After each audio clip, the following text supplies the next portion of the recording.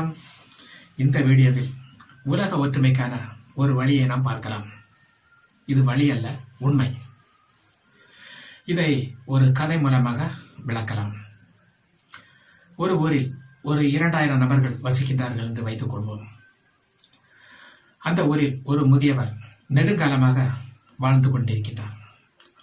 அந்த முதியவர் கூறுகின்றார், நாம் அனைவரும் ஒரே வம்சாவளியை சேர்ந்தவர்கள், ஒரே குடும்பத்தில் சார்ந்தவர்கள் என்று மிகவும் தெளிவாக விளக்குகின்றார்.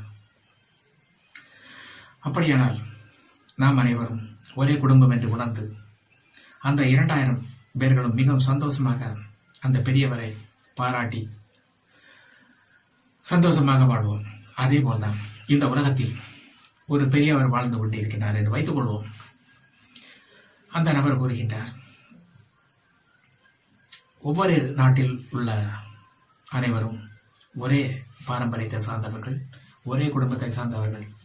ஆகையால் நாம் அனைவரும் சந்தோஷமாக ஒற்றுமையாக வாழ வேண்டும் என்று மிகவும் தெளிவாக கூறுகின்றார் என்றால் நாம் அனைவரும் அந்த பெரியவரை பாராட்டுவோம்.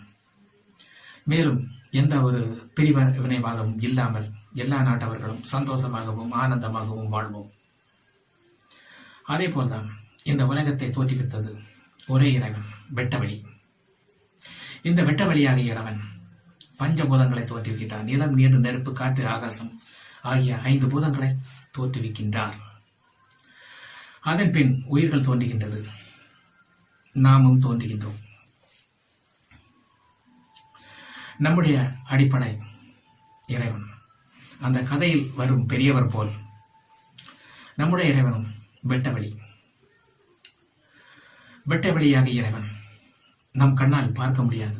ஆகையால் இறைவன் இல்லை என்று சொல்ல முடியாது. தியானம் செய்து நாம் இறைவனை உணரலாம். அந்த பெரியவரை போல் இறைவனாகிய வெட்டவெளியிலிருந்து தான் நாம் அனைவரும் ஒரே வம்சாவளியை சேர்ந்தவர்கள் என்பதை நாம் உணர வேண்டும். உணர நாம் தியானம் செய்ய வேண்டும். அப்படி உணர்ந்தால் நாம் அனைவரும் ஒரே குடும்பத்தார்கள் என்று புரிந்து ஆனந்தமாக வாழ்வோம்.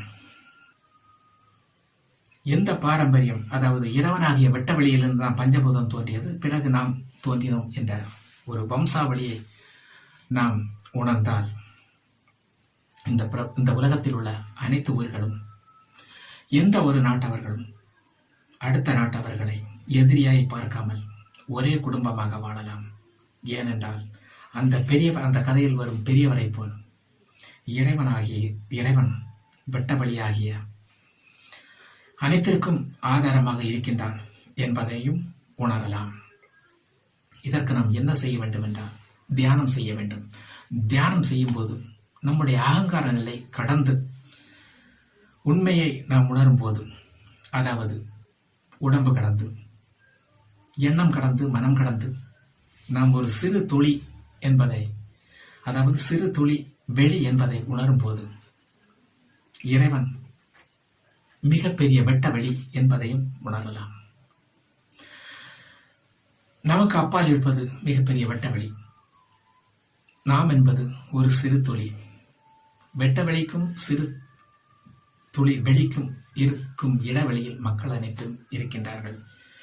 மக்கள் அனைவரும் ஒரே பாரம்பரியம், ஒரே வம்சாவளி என்பதை உணர்ந்து அனைத்து மக்களும் சண்டை இல்லாமல் சந்தோஷமாக அன்பாக வாழலாம். இதற்கு நாம் செய்ய வேண்டியது ஒரே ஒரு வழி, தியானம். தியானம் செய்தால் நம்முடைய அகங்கார நிலை கடந்து உண்மையை உணரும் போது அனைத்து உயிர்களையும் தன் உயிராய் உணரலாம். நன்றி. Thanks for watching. Please share and subscribe.